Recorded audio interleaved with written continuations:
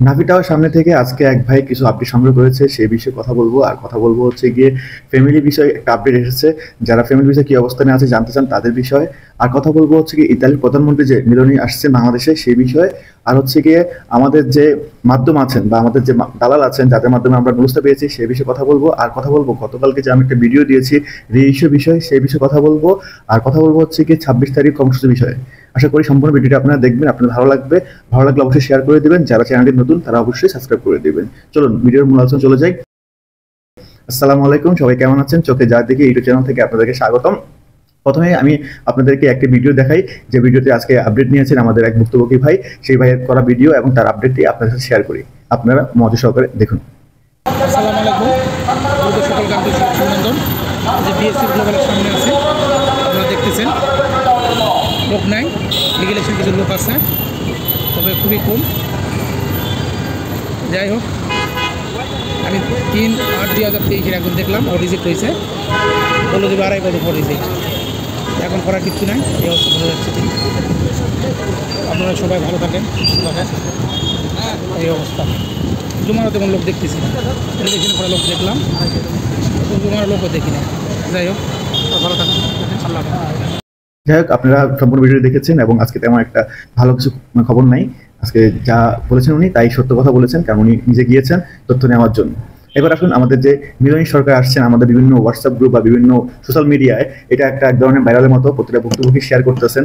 তো আপনাদের বিষয়ে কথা বলতে চাই, আসলে মিলনী সরকার বাংলাদেশে কেন আসছেন? উনি আসছেন কিন্তু ওনার যখন নির্বাচন ইশতেহার ছিল ইতালিতে, যে উনি বলেছেন অভিবাসন নিয়ে উনি কাজ করবেন, এবং সেই কাজ করার সেই যে মানে উনি কথা দিয়েছেন সেই কথা অনুযায়ী, ইশতেহার অনুযায়ী, নির্বাচন ইশতেহার অনুযায়ী উনি বাংলাদেশ, পাকিস্তান, মায়ানমার বা শ্রীলঙ্কা এইসব দেশে বা পাকিস্তান এসব দেশে এসে ওনার যে অভিবাসন যে কথা ছিল সেই অভিবাসন বিষয় নিয়ে উনি কথা বলবেন, সেই বিষয়ে উনি বাংলাদেশে আসছেন। উনি কিন্তু আমাদের ইতালি বিষয় সমাধানের জন্য বাংলাদেশে আসছেন না। যদি উনি ইতালি বিষয় সমাধান করতেন, উনি কিন্তু ইতালি বসে এটি সমাধান করবে। ইতালিতেই যেই ব্যক্তিরা মানে এই বিষয় নিয়ে কাজ করে, যেসব মানে মন্ত্রণালয় আছে সেসব বিষয়টি উনি বলবেন যে বাংলাদেশের যে ভিসা ব্যাকলগ আছে তা তোমরা তাড়াতাড়ি শেষ করে দাও, এটা দিয়ে অনেক মানুষ ভোগান্তি হচ্ছে। কিন্তু না, উনি কিন্তু বাংলাদেশে এসে উনি ওনার অভিবাসনের কথা বলবেন। আর বাংলাদেশে আসছেন উনি, আমরা খুশি হয়ে যাব, উনি প্লেনে করে ভিসা নিয়ে আসবে, এই নাও ভিসা, এই নাও ভিসা, এই নাও ভিসা, এবার বলবেন এটা না। বা বলবেন যে কালিয়া তাদেরকে ভিসা দিয়ে দাও, বা টাকলু তাদেরকে ভিসা দিয়ে দাও, এই ধরনের বলবেন, তাও না কিন্তু।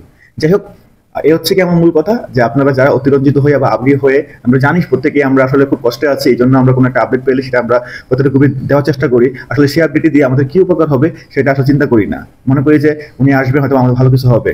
জানি না, ভালো কিছু হতেও পারে। যাই হোক, প্রত্যেকটা ব্যক্তি আমরা দোয়া করি আমাদের জন্য ভালো কিছুই হয়। আচ্ছা, এবার আসেন, গতকালকে যে আমি রেইশো বিষয় নিয়ে কথা বলেছি, আমার খুব পরিচিত একজন ভাইয়ের মাধ্যমে আপডেটটি পেয়েছি। ওনার মাধ্যমে এক ভাই নতুন যে ওয়েব পোর্টাল আছে, সিস্টেম আছে, সেই সিস্টেমেই উনি মানে ওনার ভাই ইতালি থেকে রিইস্যু করে দিয়েছে। তারপরে ওই ভাইয়ের মাধ্যমে ওই ব্যক্তি ওয়েব পোর্টালে আবেদন করে অ্যাপয়েন্টমেন্ট নিয়ে সেই ভিসাও পেয়েছেন। সম্পূর্ণ সঠিক তথ্য দিয়েছি, কোনো মিথ্যা তথ্য দিইনি। কষ্ট করে যে মাধ্যম আছে বা যে আমাদের মালিক আছে তাদেরকে বোঝানোর চেষ্টা করেন। স্টুডি আইডিতে নাকি একটা অপশন আছে যে নতুন করে রিইস্যু করা যায়, কোনো কারেকশন না, কিন্তু কারেকশন করতে গেলে অনেক প্রবলেম হয়। নাম, ঠিকানা বা কোনো ভুল থাকলে অনেক কিছু প্রবলেম হয়, কিন্তু সেই কারেকশন না, কিন্তু কারেকশন করতে অনেক ডকুমেন্ট প্রয়োজন আছে, অনেক জায়গায় দৌড়াদৌড়ি করার প্রয়োজন আছে। তো এখানে কিন্তু কারেকশন না, শুধুমাত্র হচ্ছে গিয়ে আপনার যে পূর্বে যে নুলসটা উঠেছে সেই নুলসটাটি পুনরায় আবার নতুন করে এক নতুন ডেট দিয়ে সেটা রিইস্যু করা হবে। এই বিষয়ে একমাত্র মালিক বা উকিলই ভালো কিছু বলতে পারবে। দয়া করে আপনারা উকিল ও মালিকের সাথে কথা বলেন, ইনশাল্লাহ আপনারা সমাধান পেয়ে যাবেন, যারা এখনো জমা দিতে পারেনি তারা।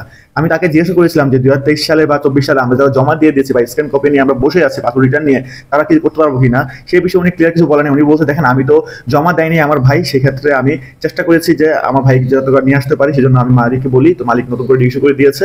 সেই জায়গা থেকে আমি আমার ভাইকে ভিসা পাওয়ার জন্য চেষ্টা করতে পেরেছি।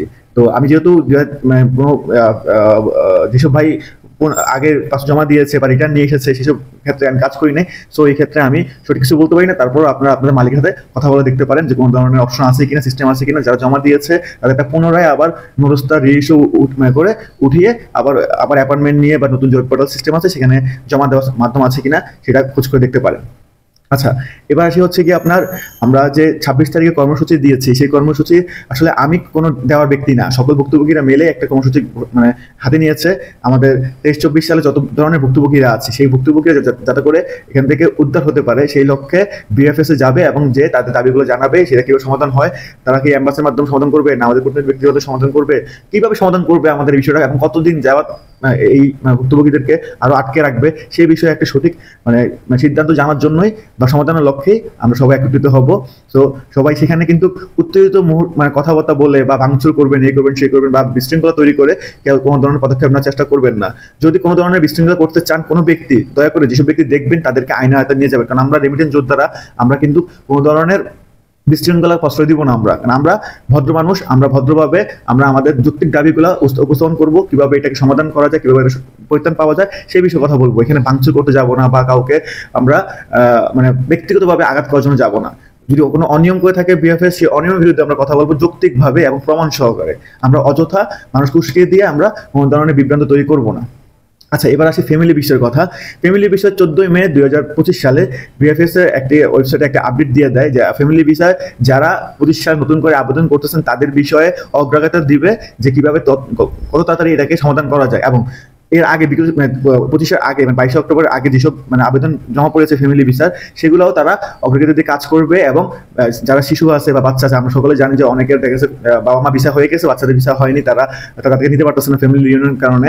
তো ইতালির যেই চেকিং পদ্ধতি আছে লেন্দি হওয়ার কারণে, তো সেগুলো অগ্রাধিকার দিয়ে তারা কাজ করতেছে। এক কথায় তারা বিগত সময়ে যেগুলো আছে ব্যাকলগ হয়ে, সেগুলো তারা কাজ করতেছে, এবং বর্তমান যেগুলো আছে সেগুলো ব্যাকলগ না হয় সেই জন্য সেগুলো বেশি আগে কাজ করার চেষ্টা করতেছে। আশা করি যাদের ডকুমেন্ট ঠিক আছে, যাদের লিগাল ঠিক আছে, সবকিছু ঠিক আছে, ডকুমেন্ট ঠিক আছে, এবং তারা প্রমাণ দিতে পেরেছেন যে আসলে তাদের ফ্যামিলি কেন দরকার বা তাদের সকল কাগজ ঠিক আছে, তারা অবশ্যই যেতে পারবেন। একটু অপেক্ষা করেন, অপেক্ষা করলে পেয়ে যাবেন। এবং এবং এবং লিখিয়ে দিয়েছে যে আপনারা এই তথ্য আপডেট বিএফএস এর মাধ্যমে জেনে যাবেন এবং তাদেরকে সহযোগিতা করবেন, আপনারা অপেক্ষা করবেন। এই ধরনের লিখে দিচ্ছি, আমি চেষ্টা করবো যে ওই বিজ্ঞপ্তিটা আমার এই ভিডিওতে দিয়ে দেওয়ার জন্য। আপনারা যারা আমাকে প্রশ্ন করেন, এই ফ্যামিলি বিষয়ে কথা বলেন, আশা করি আপনারা এই বিজ্ঞপ্তিতে পড়লে আপনারা ক্লিয়ার হয়ে যাবেন। এবার আমি একটু রিকোয়েস্টমূলক কথা বলবো, যারা আমাদের মাধ্যম আছেন বা যারা আমাদের ব্যবস্থা দিতে সাহায্য করেছেন তাদের উদ্দেশ্যে। মধু হই হই ওরে বিষ খাওয়াইলি, কার কারণে ভালোবাসার দাম ন দিলি, একটা গান আছে চিটাঙ্গের ভাষা, আঞ্চলিক ভাষায়, যদিও আমি গান গাইতে পারি না তাই আমি বলতে পারছি না। তো আপনাদেরকে বলবো, আপনারা যখন আমাদেরকে ইতালির বিষয় সম্পর্কে বা নুলুস সম্পর্কে আমাদের জানিয়েছেন, টি সম্পর্কে জানিয়েছেন, তখন খুব মিষ্টি ভাবে কথা বলেছেন এবং সুন্দরভাবে কথা বলে আমাদের কাছে অগ্রিম টাকা নিয়েছেন এবং আমাদেরকে নুলুস ক্লিক দিতে আবেদন করেছেন। নুলুস অর্ডার করে দিও আপনারা ভিসা না পাওয়ার ক্ষেত্রে অগ্রিম টাকা নিয়ে নিয়েছে, সুন্দরভাবে বুঝিয়ে শুনিয়ে, যে আপনারা ইতালি আসতে পারলে এই টাকা কোনো ব্যাপারই না, 1 বছর 1.5 বছরের মধ্যে আপনারা ইনকাম করে ফেলবেন, আপনারা উন্নত হবেন। এই ধরনের অনেককে বুঝিয়ে আপনারা, অনেক মাধ্যমরা আমাদেরকে এই পথে এনেছেন, এক ধরনের ভালোবাসা দিয়া বা মধু বলে বলে বলে আজকে আমাদেরকে বিষ খাওয়ার মতো অবস্থা করে দিয়েছেন। আমরা ফ্যামিলি নিয়ে আমরা খুব বেকার অবস্থায় আছি, বিশেষ করে প্রবাসী যারা আছেন। প্রত্যেকটা ভিডিওতে চেষ্টা করে বলার জন্য, যারা প্রবাসী যারা আছে তারা খুব অসহায় দিন পার করছেন। কারণ আমি নিজে একজন প্রবাসী, আমি নিজে একটু অভাবের মধ্যে আছি, সেই জায়গা থেকে অনেক প্রবাসীরা আমার মতো হয়তো আছেন।